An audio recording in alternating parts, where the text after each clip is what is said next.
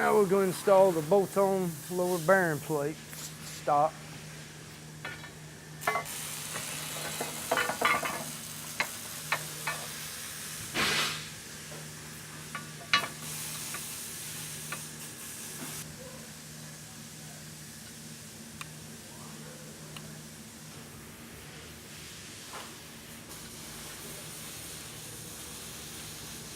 And there'll be 3 bolts behind the boom you cannot get to, so you want to go ahead and tighten every one of them up now. And once this is done, you can slide the boom out of the way and put the remaining 3 in.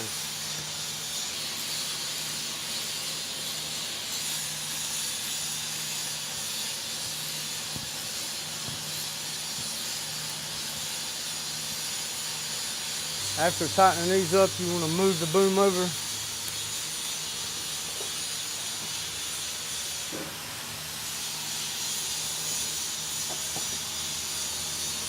Then, once you move the boom, you can put the remaining 3 bolts in.